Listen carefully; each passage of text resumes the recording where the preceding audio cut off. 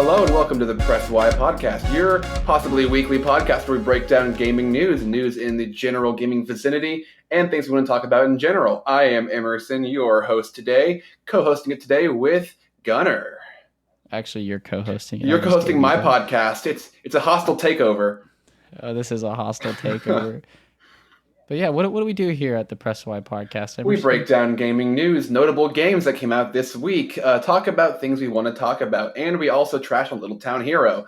This week on the Press Y podcast, we are going to trash on Little Town Hero, break down games that are coming out and have come out this week, and break down gaming news that we want to talk about.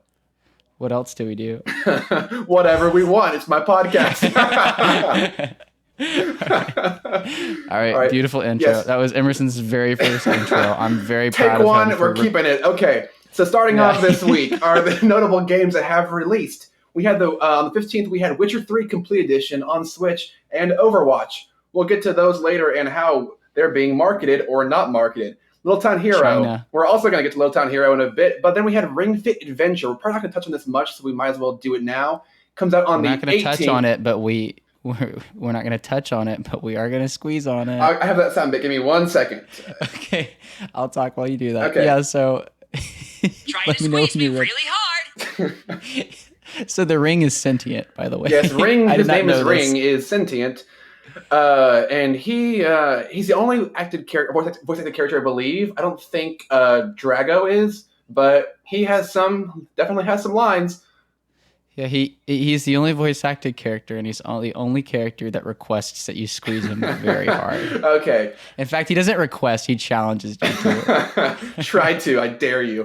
Try to. But yeah, just recap: 15th was Overwatch and Witcher 3. 16th was Little Town Hero, opening up to a big meh at best, and then Ring Fit Adventure opened up to some pretty positive reviews, or mediocre to positive. IGN gave it a 7.8, although my neighbor downstairs gave it a 0.5. Boom, boom, boom, boom, boom, boom, boom, boom, boom. Yeah, and we got some games coming out next week as well. There's actually more than this, but these are two of the most notable ones. We have Modern Warfare on the Friday the 25th, as well as The Outer Worlds coming out on all platforms, with the Switch port coming sometime later. We still don't know when, but I'm excited for both of those. I'm actually going to play Outer Worlds on the Switch, but Modern Warfare, ooh, I'm so ready. I'm so ready. Again, being excited about a Call of Duty, very weird. Being excited for a Blizzard game, also very weird. Yeah, especially in the current climate with Blizzard. What happened, Emerson, with this launch? Oh, you're gonna throw your morals away and buy Modern Warfare, aren't you? It's Okay, Blizzard is Activision Blizzard. Okay. Activision is just Activision. So it's technically same family, different genus, or same species, different genus. Like, oh, it's Blizzard, but it's its cousin. It's like if your uncle supports China, but your dad doesn't. Well, at least hasn't openly said that he doesn't. You're just kind of on the fence. So I feel perfectly fine giving them my money. Yeah, so Blizzard says we support China, and all your dad says is just... Squeeze me really hard! Okay. You had that ready. I had that ready. But yeah, there was... All right, you've lost your speaking privileges. Okay, moving on. The next topic is going with Blizzard. We're talking about Overwatch, which launched on the Switch on the 15th of October. I almost said August. Okay, so initially there was going to be a Nintendo New York City meet and greet for the voice actors for the big launch. Come and celebrate with your favorite Blizzard voice actors. Come and meet Tracer, Nerf Bastion, all the fun people. They're going to be here. Come in. Oh, wait. Nintendo put out a tweet saying, hey, Blizzard has canceled the event. Last minute, yeah. Way. Blizzard totally canceled on us. I hate to break the news, but yeah, bye. Sorry if you bought your plane tickets. And then apparently someone reported on Reddit that they were able to refund the game. Although Gunnar will get more into specifics of that. Although it has been weird that Nintendo has chosen to keep their marketing of Overwatch to an absolute minimum. This was a game that headlined a direct, and the date came out from Nintendo. They tweeted out, buy Witcher 3, it's going to be awesome. And then it was just quiet. Nothing. No other game launched on the 15th, right? There's also reports, and again, I don't know how verified this is, but there's also reports that Nintendo quelched like Overwatch news in the news feed. I also didn't see it on the best-selling chart, so it either really didn't perform, or it just wasn't. Nintendo actually curates the best-selling chart. I really don't know on that. But I do want to make a clarification. That report on Reddit of someone saying that Nintendo was making a special case to refund the game. Sorry, lost my train of thought. That special case isn't actually a thing. So Nintendo's policy with the eShop is they offer a one-time only, no questions asked return on any game, just anything. So that's what this Redditor was able to take advantage of. So Nintendo isn't explicitly dissing Blizzard, but they are seeming to distance themselves, as Nintendo has historically been a company that tries to stay away from, well, one, controversy, and two, politics of any sort. And I have a lot of respect for that. Yeah, as Reggie said, that's for other people to do. We just want to make fun games for everyone. Good for you. We just want to make some games. Although I do think, if anything, the big upside here is that we actually know there is a refund policy with Nintendo eShop for one game. I don't think anyone really knew that before this whole Overwatch thing happened. So at least we all know we have one strike before we're out. Blizzard is slowly redeeming themselves, letting us know about policies that we didn't know about. I don't know if that counts as redemption, but I'm looking at the positives here. They're the hero we deserve, but not the one we need. But not the one we need. Okay. All right. Spill the beans on Little Town Hero. All right. Little Town Hero is a stinker. Is a little time stinker. I guess a big time stinker. It opened to a 76 average on Metacritic with a 5.1 user score. No, 67. That's right, 67 for the critics, 5.1 for the user score. Game Explained, which I told Gunnar, because I watched the review as soon as it came out, they gave it a hated it, which was apparently the first one you've ever seen them give. Well, I don't know that. That was the first one I'd ever seen them. I don't watch them often, but I did see that they gave it a hated it, and that made me feel better by proxy. That I was kind of worried, because everyone was kind of, at least in my Pokemon vicinity, was nervous about this, because this is the 18 for Pokemon. They're like, we're going to go make a RPG, which I'll get back to the RPG point later. But they go and they make Little Town Hero, and this thing being a flop kind of says, if you guys had stayed on Pokemon, you could have at least made another generically okay game, and now it's in the hands of the B team. So now we're really hoping Pokemon's good, because the A team went out and made what is essentially a card game, even though they marketed it as an RPG, or actually they marketed it as, hey, look, Toby Fox made the soundtrack. They didn't really market the battle system. They didn't really market the Mario Kart-esque board maneuvering. You mean they didn't market the game at all? They had the teaser, then they had the trailer, and that was really it. Yeah, it was the teaser last year, and then literally a year later, like, oh yeah, Little Town Hero's coming out this fall. And everyone's just like, wait. I wonder if Nintendo didn't market it because it's not Nintendo in-house, like it's Game Freak, they're their own thing, or they didn't market it because they said we really don't want to have to put money behind this stinker.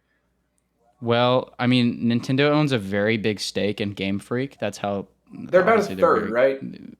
It's something like that, yeah. But they own a very big stake in Game Freak. So, if Game Freak is the Pokemon intellectual property is obviously very successful. That goes without saying. So, if Nintendo saw this as a very viable IP, yeah, they would have pushed hard. I think they would have pushed it a lot harder. I have my conspiracy theory that they chose not to push it just due to the fact that if we market this Game Freak thing really big and then it hits widespread sales and it's actually bad, we don't want to have to market like, oh, Game Freak had a stinker this year. We wanted to say they put out a tiny indie game. Oh, look, it's not good. Well, moving on. No one really puts Game Freak with it. It's just a little indie game that came out, and whoops. Rather than having to push hard for Game Freak, makers of Pokemon. And then you're a month out from Sword and Shield, and it turns out it's trash. So I think that was a big mistake. Also, too, the combat system it's a card game in which you can't build your deck. Yeah, that's a good way to put it. Because it's not really RPG because you don't really buff your stats or grind for experience. You're given a selection of cards basically, but it's like entering Yu-Gi-Oh! Online battle with a randomized deck. That's apparently what I'm getting from the reviews I've been watching. I really was on the fence for buying it because I was curious, but I'm going to wait for a sale if I do. I've heard it's super tedious, that it's not very enjoyable, and the battles are upwards of half an hour to an hour. I think you just described all RPGs. I'm just kidding. No, that's a hot take. I'm completely kidding. Said the guy who got me into Xenoblade. Yeah, I had to piss somebody off. You were on me for a year there. Okay. But it was worth it, though. I know. But I do think it's very interesting how this whole thing just kind of, I don't know, I was a bit more hopeful. I thought it would be a mix. I told you I thought it would be moderate because all I had to do was be moderate, or be mediocre.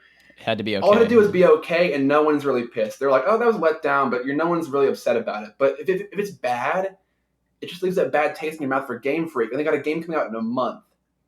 It's not great counter programming. It's not great marketing. All it is now they're trying to push it under the rug. So it's a disaster. The great marketing, the great marketing behind all this has been how quiet they've kept. Yeah, honestly, it's surprising for Game that. Freak. This is the last game I remember them putting out was Drill Dozer outside of Pokemon. That's a fun game, by the way. But I don't remember. I think maybe 3 games outside of Pokemon. But this is like their big. This was pushed big the first time they had it. Like they announced Little Town Hero from Game Freak, and then, or what we just called Town, and then a year goes by, and then hey, in about a month or 2, it's coming on the Switch. Toby Fox made the music. Look at that, he made and then look, Megalovania and Smash. Oh my gosh, don't please don't look up his new work. Anyway. Yeah, so don't do Game Freak a favor by buying it. So just stay away from that stinker. And then the last game I wanted to quickly discuss. We have one after this too. Don't forget that. Oh, there is actually another one after this. Okay, I got to talk about both of these because I was really into both of these. So with Modern Warfare, so we got a confirmation that like all the premium content, quote unquote premium content in the game, is going to be done on a battle pass system, something like Fortnite or like Apex Legends. So they're doing that instead of loot boxes. Yeah, I guess so with the Fighters Pass. But more akin to Fortnite. So like ranking up, and as you rank up, there's like a free side of the battle pass where you get like some items, but then there's a paid side. So if you can get through the whole season and then like a pay toll for the road. battle pass. Yeah, not really. But anyway, so first of all, good move moving away from loot boxes because those are much more predatory because you don't know what you're getting. Very, very predatory. I don't think it was the sense of the consumer. I think they want to stay clear of any lawsuits whatsoever because you don't know if a year from now some other countries like you're gonna have a Belgium come up and say we don't like the loot boxes. You'll be sued. And that has actually been happening. Yeah, especially in EU. I think they wanted to steer clear of it. We're gonna put this thing out. It's gonna be if you want something, you can buy it. And so we're going to stay clear from all potential landmines. I do agree with you that it's more ethical. Yeah, I think it's a lot more ethical. The other big question here is a paid battle pass still appropriate for a $60 game? And I'm going to err on the side of no, but also depends on the type of content. Which in this case, it's all cosmetic. That's what Activision said. Like everything in it is purely cosmetic. I would still say it's not worth it even if it was functional because for it to be like a deal so that it's worth buying, it's got to be upwards of Spider-Man level, maybe torn of the Golden Country for me. Because if it's like, hey, you can get, Smash the characters change the way you play, I'm fine with that. But it's like if it's cosmetic or it's just something, like even if it's functional, like an item or something, I don't see that as a worthwhile buy. Well, it's not a new experience. Yeah. So. Again, I think this is a much more ethical approach because you're not basically getting people addicted to gambling. But at the same time... What's wrong with that? Is it really worth it? Thankfully, I'm the kind of person that is very content with games that have like battle passes and stuff. I'm very content with the content that I've already unlocked or I already have, as long as it's purely cosmetic. I'm typically always content because I'm more focused on just playing the game than on cosmetic stuff. Yeah. But then the other game I wanted to talk about was The Witcher 3 on the Switch. So a Switcher, everyone's made that joke. Okay, I just want to mention this. Obviously, Witcher 3 is a great game. I've played a bit of it, and not on Switch, just on PC. But it's been out for a long time. But I wanted to talk about Digital Foundry's analysis of the game. They came away with a really good impression of it, and whenever they come away with a good impression, I'm really impressed. Obviously, it's got drawbacks. It's 720p max when it's docked, but it's still in a dynamic resolution system. They kind of compared the game to low graphics settings on PC, with even more compressed audio and textures, which is unfortunate. But still, packing that big of a game onto the Switch is such an incredible feat. I gotta mention it runs at 540p in handheld mode, and interestingly enough, hackers were able to access a menu within the game by adjusting some text files or something to where they could access other graphical options that are typically available on the PC version of the game. And MVG, Modern Vintage Gamer, was actually able to get the game running at 60 FPS in handheld mode when he did pretty much a max overclock on the Switch, and while it was running at 540p, and It's crazy. he got it running. It's so crazy. Like, it's so crazy. I highly recommend y'all check out that video. In fact, I'm going to link it in our sources that we always have below, because we do not I think it's crazy that Witcher 3 can pull that out, and then early reactions of Sword and Shield are saying it's 540, 30 frames per second, and it's still not great. Witcher 3 can do 540, 60 FPS or 720 dogs, which is crazy. Well, no. It only overclock. Well, no, people would hack it, but it's still able to pull it out, though, which is crazy. Well, yeah, and I guess that kind of leads into, I don't know if you had it here on our, oh, okay. Yeah, me and you were discussing earlier, kind of some of the early hands-on feel that some journalists got to have of Sword and Shield. So did you want to kind of discuss that? We can mention graphics in there as well. So my big takeaway was that from what I've gathered from early reactions, the opening tutorial is as big or as small as you want it to be. And that was about the best thing I heard. People were saying, like, oh my gosh, you can skip the catching tutorial. Okay? I mean, I get it's been there for a while, and it is a bit annoying. I think Sun and Moon was by far the most hand-holdy tutorial games we've had in a long time from Pokemon. I don't hate them, but I honestly prefer them to Gen 6. But anyway, the Sword and Shield early reactions were saying, people had an hour and a half to 2 hours. They said the graphics were by far not the draw we were hoping, or that they hadn't been fixed as much as we were hoping, but that the gameplay was smooth, the Dynamaxing was neat, and that the overall the audio sounded really good. They had some good audio playing. They had some good sounds. That's always good. Yeah. A lot of, for bigger games, they like to compress audio. I've heard the quality was really good, and that some of the tunes were really good. But overall, I heard that of course, I can't talk about a lot of the new Pokemon that haven't been shown yet. There's a lot of NDAs for people played it, like in the UK. They could bring people in to Nintendo UK. I think in London was where they had it, where they could bring people in and they'd play for an hour and a half, cycle through.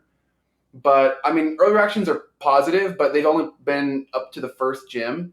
So there's not much to say for the story, not much to say for new Pokemon. Overall, it was visual quality and audio quality pretty good, and you can skip the tutorial, and the gameplay is Pokemon. Yeah, and I also saw that kind of akin to Xenoblade, that in the big open area, the wild area, the wild area, you can encounter like really high level Pokemon really early, which is cool. We were talking about this earlier, but that could throw off. Actually, it will throw off the balance of the game. If you're lucky enough to catch something. Yeah, well, the thing is, with it being a high level, you have a very short chance to catch it, just due to the fact it's going to wipe your team.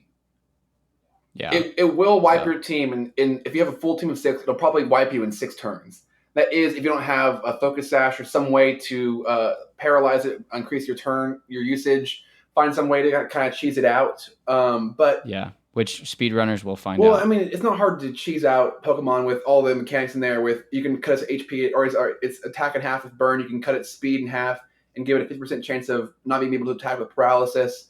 Or even things like Quick Balls, which the earlier you use it in the battle, the higher chance it is to catch. Quick Ball, you can use Dust Ball at night to increase your catch rate. But still, I don't know. I love seeing when people essentially break games, or whenever it's fun to find some little exploits in there. Yeah. But I think that's a cool. I think the wild area is a great introduction. Although this being the B team, I'm just worried how it's going to go, because with Pokemon, they've always had an iffy relationship with power scaling. I think the Johto region was the worst, where you went from the 7th gym was a lower level than the 6th gym, and after you beat the 7th gym, you have the Rocket HQ, which is level 20s, which you followed up with the 8th gym, which is level 40s. It's very strange, although they've been better recently. But I have the thing of, okay, if you can catch a level 48 off the bat, you're going to wipe up until the 7th or 8th gym, possibly, depending on how long. That's also the point of it.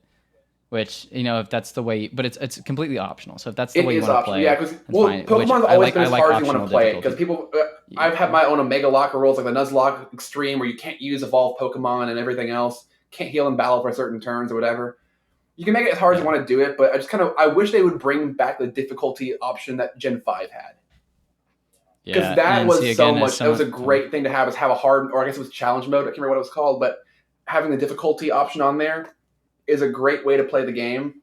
And so I'm optimistic, but I don't have much to go on. Although the best thing for me has been the marketing, because Gen 7, the last one with 3DS, is Sun and Moon, they showed everything before launch. They showed all of the post-game Ultra Beasts, their types, their abilities, their moves. They showed this all-star evolutions. They showed everything. And so they've been very reserved so far. I'd rather they've been holding off. Yeah, and have some surprises, be told there are Galarian forms. Find them all for yourself in Sun and Moon, like Galarian Sandslash, followed up by Galarian Grimer. Look at all the, or Alolan, I mean. But they had all the Alolan forms showed pre-launch. So I'm glad they're leaving things up to be found in-game. Although I have a feeling they're either going to blow up post-launch or pre-launch, or that there's actually not much in there. Just due to game generally over-marketing, it kind of worries me that now they're under-marketing. It's like, okay, is there actually nothing there, or are they actually doing a good job? It has me mixed. I don't know. I have hope, and again, I'm coming from this from more of a. I'm coming at this from more of a casual angle. Says the guy who only played gamer. Let's Go. Let's Go straight I am a hardcore gamer, but use games selection. But yeah, so Let's Go is my only experience with Pokemon ever. I'm so sorry. So other than Pokemon Go, I'm one of those people. So I'm looking forward to this. Like I can't really say that about a ton of RPGs. Yeah. But so what I will say is really all my worries about Sword and Shield ultimately can't be worse than Let's Go. So that's a good. I can't think of good thing to say. Maybe it's just me, but I can't think of any Pokemon game, and that includes the N64, GameCube, all of those. That's worse than Let's Go. And so I Let's Go was an okay at best, just a generic kind of boring, poor effort $60 game. But I can't see Sword and Shield being worse, and even still, even if it's bad, post game competitive scene or even just online battling with more Pokemon is going to just make it more fun by default. Yeah, I think it'll be a good time all around. But let's move on from Pokemon. I have a little palate cleanser for you. No, Pocket Monsters. It's a different form of pocket thing. It's a different type of pocket thing. So a new device was announced called the Analogue Pocket.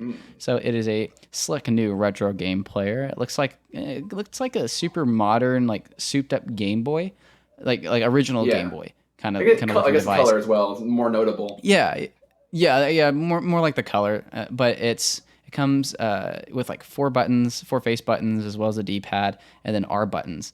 So this machine is awesome. So it plays Game Boy games, Game Boy Color, GBA, and then a whole host of other handheld. I can actually play my Atari Lynx games on there. Yes, you can play your Atari Lynx. Mega Drive it too, requires right? I believe so, yes. But it's all with adapters for those kinds of games. But like just out of the box, it plays Game Boy through GBA games. And this is the best part. There's no emulation whatsoever. It's all done on its own chips in the system, which is awesome. You know, we've seen this with other retro devices like that have HDMI out and stuff like that. We've seen some that use emulation, but we've also seen some very premium ones that use straight up, like hardware. And so the screen on it is a 1600 by 1440p screen. So that's going to be like such a crisp screen. And they're talking about how color accurate it is and all that, which is kind of stupid. Like you don't really need. It's a Game Boy game. It's a Game Boy game, but the resolution is a big deal. I will say that it's a very big deal. In fact, that 1440p. It'll look great blown up on a big screen. Wink, wink. Yeah, it will. Wink, wink. Yeah, so there is a dock available for the device as well, which will be sold separately. And this dock has native 8-bit do controller support, so I could plug my SN30 Pro or wirelessly connect my SN30 Pro to it and play Game Boy games on my TV in full HD. So do you think it'll stretch to fit, or it'll just be there in its native aspect ratio?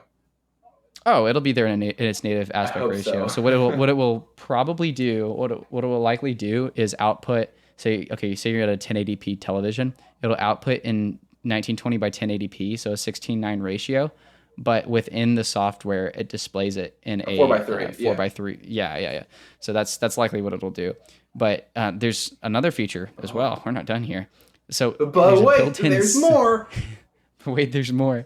There's a built-in synthesizer and sequencer. So for all you retro musicians out there, go nuts. Lets you go nuts. It's kind of random. I'm sure it was just like the intern was like, "Hey, this would be cool," and they're like, "Oh, we can sell it for more money." Yeah. So actually, it's going to be sold at $200. So you can either pick up one of those, or pick up a Switch Lite, or pick up both because you're filthy rich. But you have Pat's endless supply of money. Pat's, yeah, I know, really. I sent him this. He's like, bro, I already have a Game Boy. I'm like, but this is. But can super your cool. Game Boy Yeah, do it's this, cool. Doc? Can your Game Boy do this? Yeah, I think I think that's it's funny the how most this docks appealing and the Switch Lite feature. doesn't.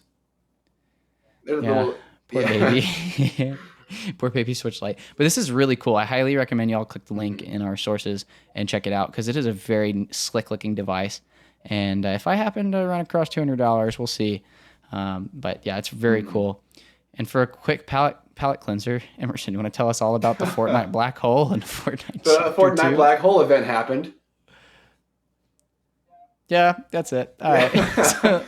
So someone deleted System 32 at Fortnite, and everything got sucked into a black hole. It should have stayed there. And then it came out of the black hole, and Fortnite Chapter 2 emerged. It came out rated M. So if that sounded confusing, then you probably haven't been on Twitter in the past week.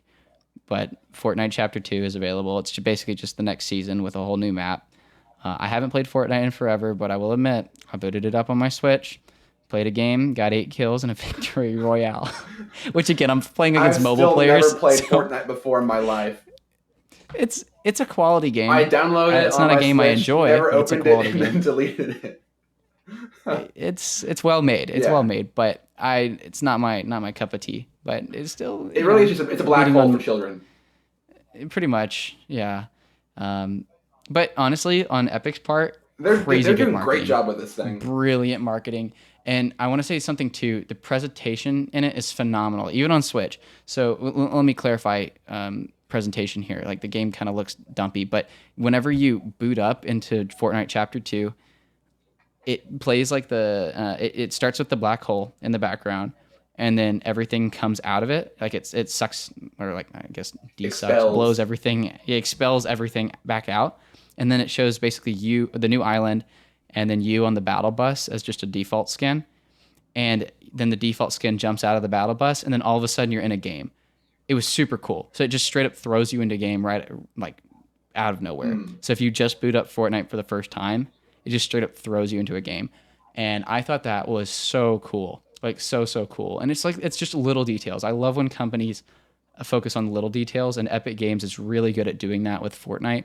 Again, the game's not my cup of tea, but I have a lot of respect for Epic Games in making it such a quality product, especially a product that's free to play. I think smooth transitions are a big thing in games.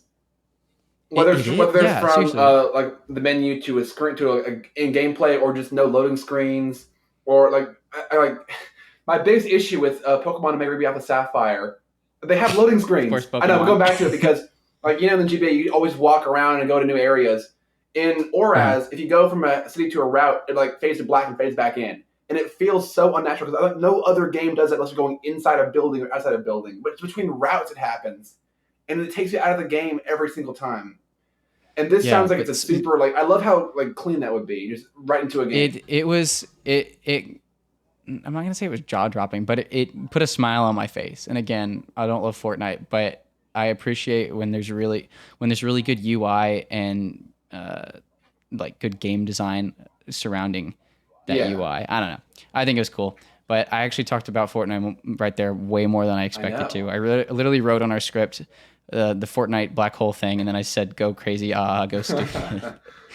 Oh, Emerson, my fellow, or my only Little Mac name. Yeah, I'm Little Mac Main in the building. He is a little Mac and Ridley Main. For all you listening, you're probably like, "Oh, well, he gets dicked on really easy." No, it's a little scary. It's a little freaky. I have a knack for two framing at the ledge with my down tilt. A little, he hits it a little too consistently. Anyway, so Jon Bernthal, God, he's the same guy who plays Shane on Walking Dead as well as the Punisher and the Punisher TV series. That's such a good show. Yeah, season 2 is better though, but it's such a good show. I saw you said watch Punisher Gunnar. It's great. He's also recently starred as the villain in Ghost Recon Breakpoint, and that game in came an out interview that certainly did come out. So in an interview talking about that role, he mentioned that it would be really cool for him it'd be really cool if he got to play Little Mac in like a Punch-Out movie.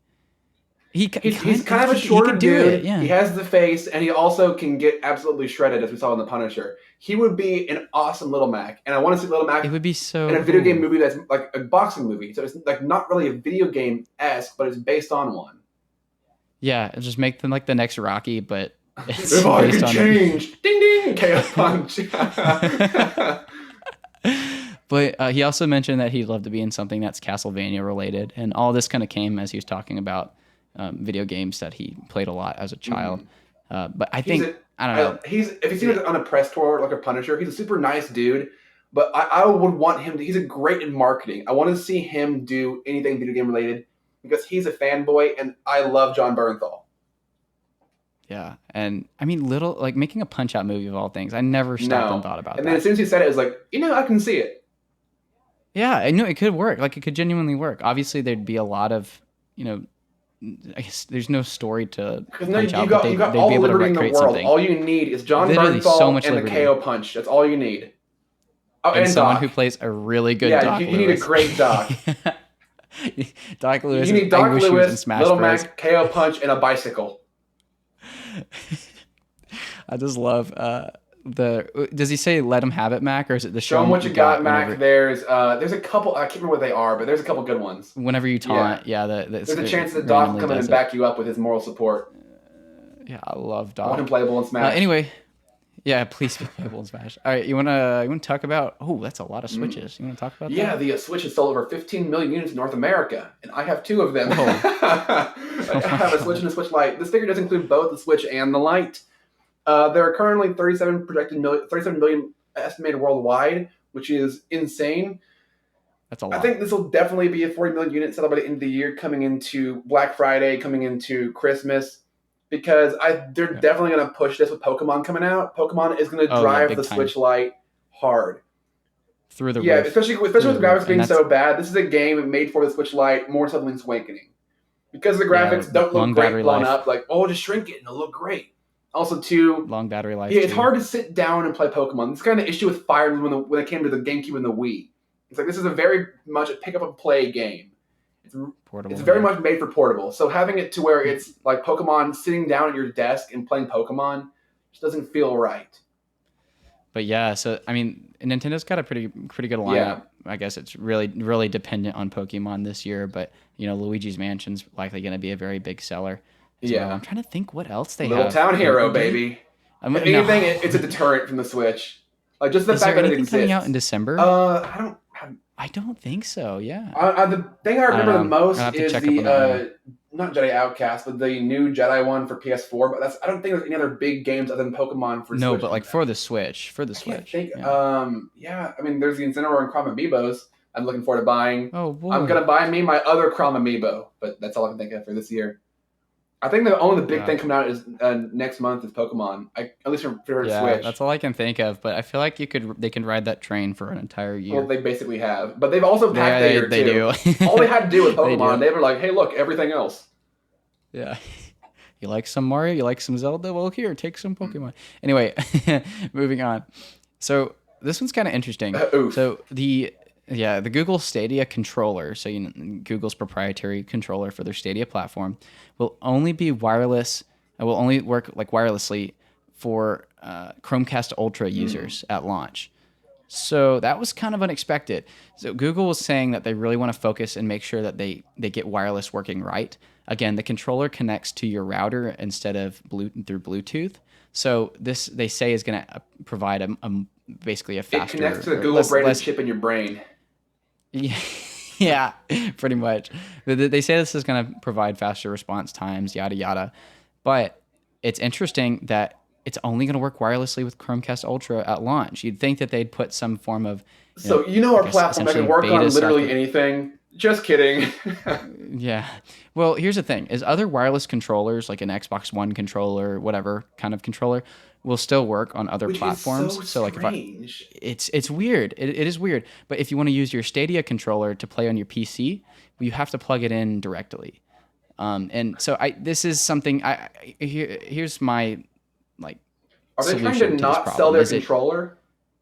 Well, kind of, yeah. Well, I think they should have included a Bluetooth chip within the controller. That solves everything. At the same price.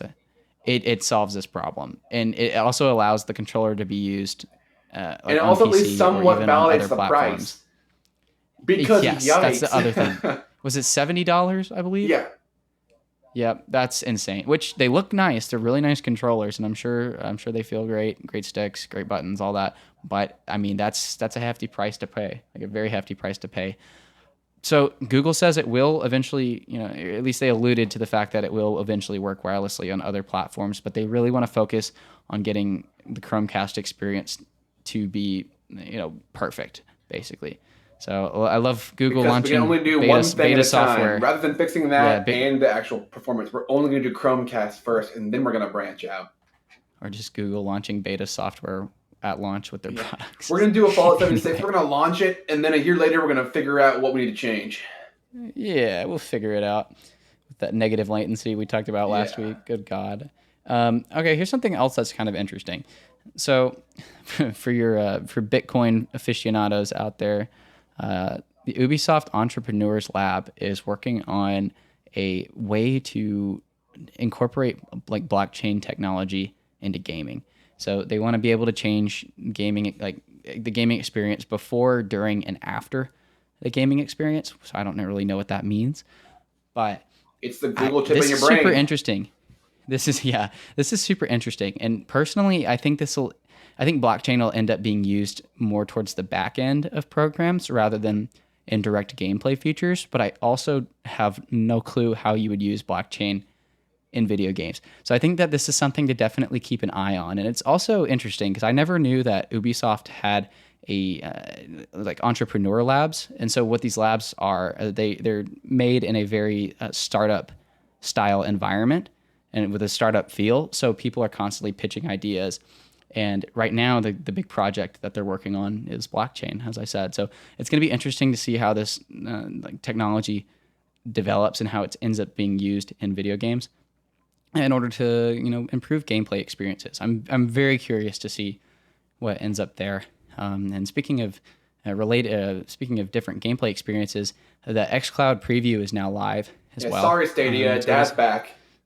Microsoft is here to show us the power of its Azure cloud platform. So this is the next step in Microsoft's, quote, multi-year ambition to deliver game streaming. Keyword multi-year, kind of scary because it's going to take a long time. It's going to take a long time to get this working right. So it works on, if you're one of the people that was chosen to, test it out, it works on Android phones and tablets running Android 6 and up with an Xbox One controller connected via Bluetooth. So it seems to, from a few of the reviews that I read, it seems that there's a lot of loading times for big games, which is, it's literally just Xbox consoles running in the cloud. So of course there's going to be large loading times because it's likely streaming data from a disk rather than like a solid state memory. So a lot of loading times. Let's see. Input lag seems to be nominal and easily forgotten about under ideal conditions. That was what I gathered from one reviewer. I'm pretty sensitive to input lag. It drives me crazy. That's one of the reasons why I get so freaking frustrated with Emerson whenever we're playing Smash Online. You can hear him giggling. I get really mad. He's a sensitive boy in general. Anyway. No, I know. I tend to not notice the lag in general. All right, you can quiet. My brain runs at the speed of whatever game I'm playing. So when it's super slow, I don't notice. But if it's fast, I don't notice. I just kind of play just content with whatever I'm doing. Where you're always like, notice the lag? Like, is there lag? I notice the lag so bad, but I'm also such a freaking I turn into the general Zod. I adapt quickly. I just blame it on the game. But one reviewer said that the input lag kind of felt like it was a frame or two behind in these ideal settings, which is very, very optimal. No, no. That's not but bad that's at all. Opposed to something. Yeah. No, that's opposed to like 4 or 5 frames behind. Yeah. 3 to 5 frames behind, which would probably feel pretty chunky. I think with both of us and say we're expecting at least some input lag. For it to be that low, at least optimally, that's great. I'm expecting 0 input lag from Stadia because Google said that there won't. True. be. You yourself within a year. There's negative latency, meaning they press the buttons. No, what happens is the chip in your brain reads your thoughts and it predicts. It just plays for you. You don't even touch the controller. The controller is there only to transmit to Google your pulse. Exactly. I think that's exactly. It's my control. And I got heart. I got blood pumping through my heart. I'm a human. Okay, we're gonna move on, or you want to keep going? But important. No. One Okay. more thing, and it's important to note the gameplay experience under not so ideal settings. In one case, one reviewer tried playing Gears of War 5 on the bus with using a 4G connection, and they said it looked awful. Like it had a ton of artifacts and it was really chunky, and it played terribly. So like there was so much delay. So we'll see. So, obviously it's in an experimental phase, and I think once predicted, 5G it'll be comes anywhere around, between it'll be good. good and terrible. So good to know that all the range exists. Speaking of good and terrible, we have a good little back-to-back good versus terrible for you. So the good would be let's do it. CD Projekt Red has confirmed that there would be no microtransactions in Cyberpunk 2077. Which what? A good I know. company? Oh my What? gosh, that's the good. Is that no microtransactions at all? Cosmetic, gameplay-related items in Cyberpunk 2077. Keanu Reeves is safe from blowback, and if anything, that man's gonna mark his way right into my bookshelf of all the John Wick films and this, if he keeps on being a great man. Anyway, what are you on saying? the bad, Bethesda backs off their cosmetic-only promise for microtransactions in Fallout 76. Initially, they said that all the content for Fallout 76 DLC was going to be cosmetic only, and whoops, we are just kidding. It turns out we're going to add more things. The fans, they literally were saying, like, people requested this so much. Like, okay, that doesn't mean you got to charge for it. Like they were saying, due to popular demand, we're going to add refrigerators or whatever else, things we want, like people want these so bad, we're going to add them to the game just so that way the fans get what they want. Like, okay, well, they probably didn't. It's for the fans. It's not for us. Clamoring, we really want to pay for this. And there's your good bad. CD Projekt Red's like, yeah, we're not going to put any microtransactions in our game. And then you have Fallout 76 Bethesda like, okay, but what if we never ship you your helmets? And this has been a segment of the good and the bad on the Press Y with Gunnar and Emerson. The Press Y podcast. We can make that a new section. Good and the bad. The good and the bad. All right, we're actually we are short in canvas. We are short in what? Fallout 76 little bag. Remember, we're out of canvas, so here's your nylon bag. Oh, I thought you said canvas. No, well, that too. Wait, what? Dancing low on canvas. There's no weird. Yeah, we are out of canvas, so here's some nylon. Such a good all right, and for our last, shut up! I'm trying to talk. God. Good old Bethesda. So for our last story this week, it's a quick one. It's a quickie. You know, we like our quickies here at the Press Y podcast. Yeah. So, Riot Games, the makers of League of Legends, teased a new competitive character-based shooter for PC. So the title is currently called Project A. So it's likely just a project. Afterwatch. Yeah, Afterwatch. But it has a mix of elements from CS:GO and Overwatch. So from one of the little teasers they posted on Twitter, it's like a dude using a sniper. So think like an op kind of deal from CS:GO, and he peeks a corner, flick shots a guy, and then he immediately does what looks kind of like, I guess you haven't played Overwatch, but Genji has this ability where, you know how Genji has that thing where he can like rush forward really fast and swipe. Yeah, well, it basically does. The character does that, but to the side, so it gives you really good like peeking ability with snipers, which seems kind of overpowered. But it's gonna be really interesting. I'm kind of interested to see. It'd probably be pretty successful, and also it's good to give Counter-Strike some competition. But I guess Rainbow Six has its competition, but that's kind of a whole different game. But this looked very much like a direct competition to CS:GO, just in art style and the way the guns seem to handle.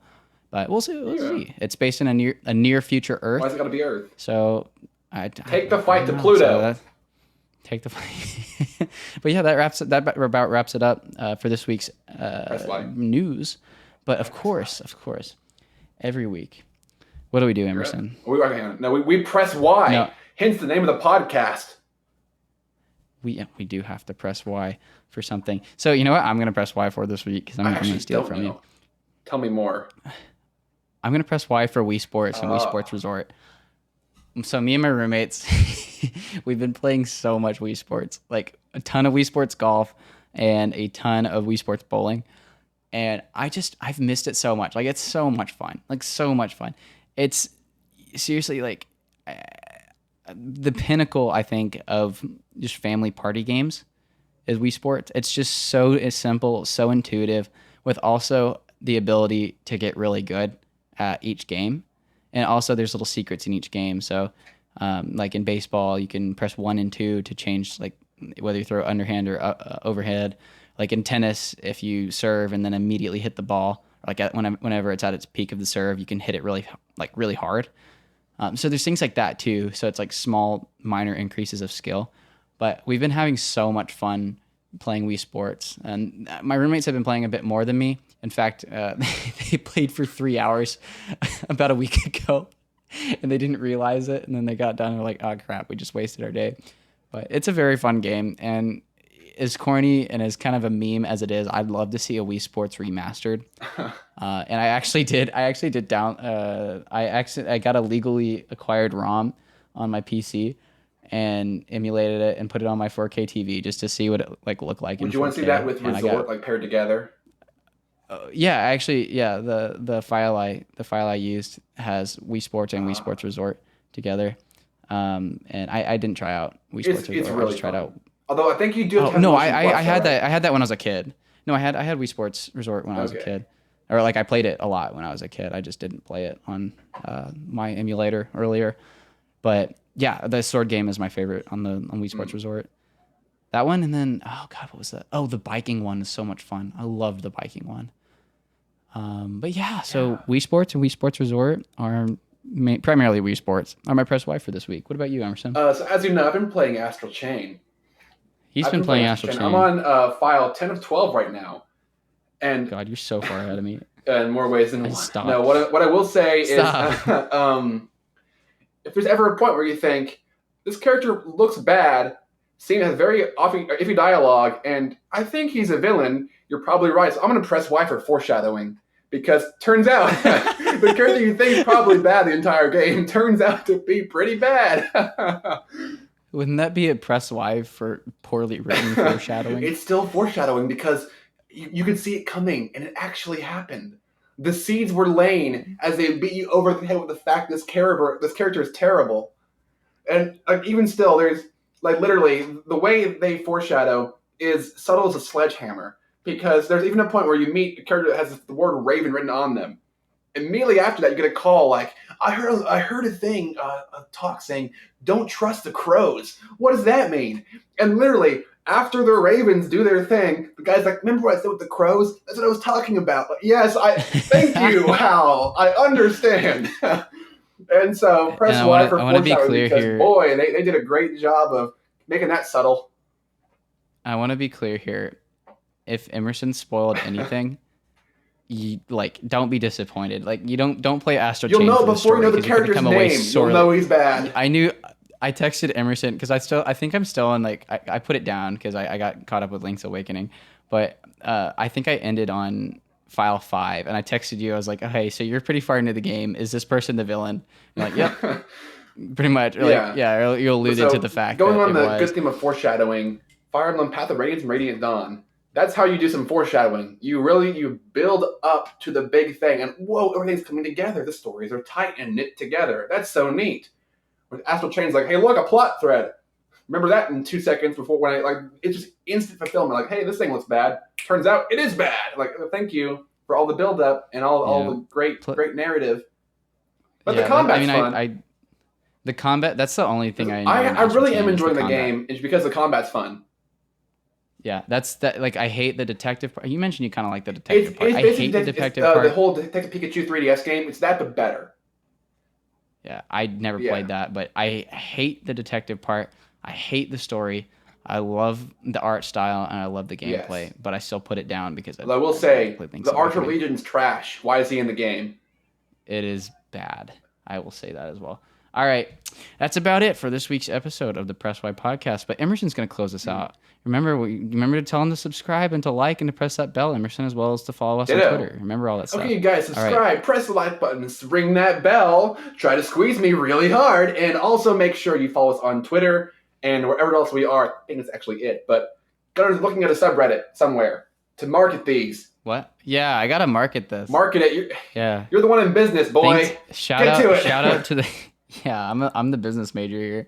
Yeah, shout out to our 2 viewers last week. Yes. And to that one guy who commented saying, really good, liked it, watch my music.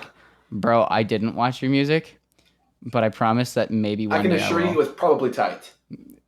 And yeah, I can assure you that it's probably at least decent, and that you should subscribe to the Press Y podcast. We should and share collab it. sometime. All right. You can be our You could do background like music. No, I already made Too our late. background music. No. This guy has a channel dedicated right. to music. He deserves his big break on the Press Y podcast. All right. All right. See you guys. Goodbye. Bye. Oh wait. Just Actually, kidding. wait. Hold on. Just Foreshadowing. for those of you who do watch, comment down in the comments below. Comment down in the comments below for kinds of things you want. So maybe like reviews or Don't say gameplay nudes of specific things. No nudes, no feet pics. Unfortunately, I'm not in that business. But if there's something specific I'd like to see, let us know. We have some ideas. We love cooking feedback. Up, your ideas, your name, your social, your address, all that fun stuff.